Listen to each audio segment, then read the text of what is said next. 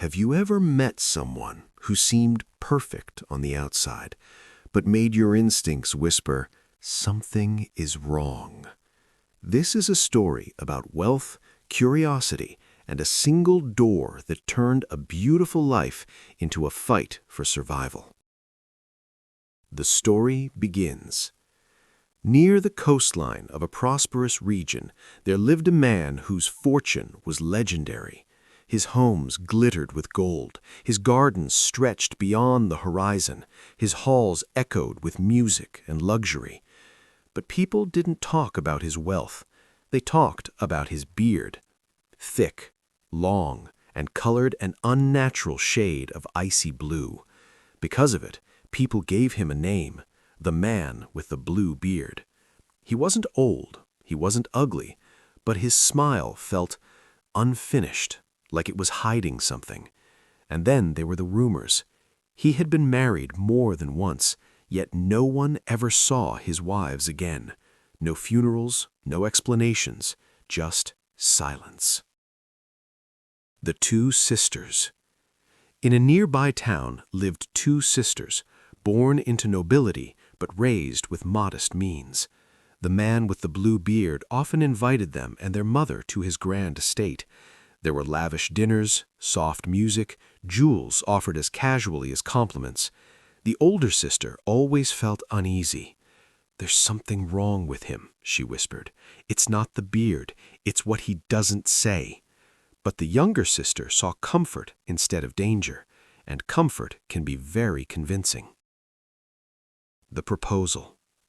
One evening, the man with the blue beard asked the younger sister to marry him. There was a pause, just long enough to seem polite. Then she said, yes. The wedding was magnificent. Some guests admired her luck. Others quietly prayed for her safety. A perfect illusion. At first, married life felt like a dream. His husband was gentle. His gifts were endless. The house moved at her command. But perfection rarely lasts. The forbidden door. One morning, his husband prepared to leave for business. You may explore every room in the house, invite friends, enjoy yourself. Then his voice changed. But there is one door at the end of the north hallway. You must never open it. If you do, my anger will be unforgiving. He handed her a ring of keys and left. Curiosity. At first, she resisted, but the house grew quiet, and the door grew louder. What could possibly be hidden in a home so beautiful? One afternoon, with sunlight stretching across the floor, she took the smallest key and walked toward the forbidden door. Her hands trembled. She turned the key. Inside was horror. The walls held the bodies of women, his former wives. The floor was dark with dried blood. The air was heavy with silence. She dropped the key. When she picked it up, the stain would not wash away, no matter how hard she tried. His return. That evening, her husband returned. "May I have my keys?" he asked. When he saw the stained one, his face went cold. "You opened the door."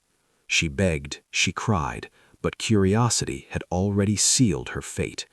"Prepare yourself," he said. "You will not see another sunrise." A race against time. Her sister was visiting.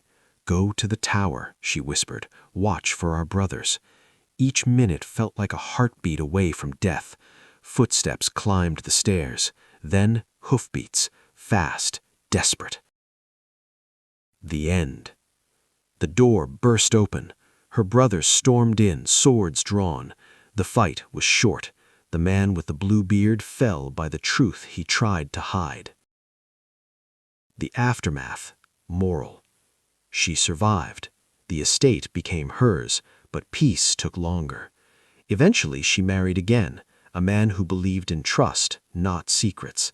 She kept the small golden key, not as a trophy, but as a warning, because some doors are locked for a reason, and once innocence is lost, it can never fully return.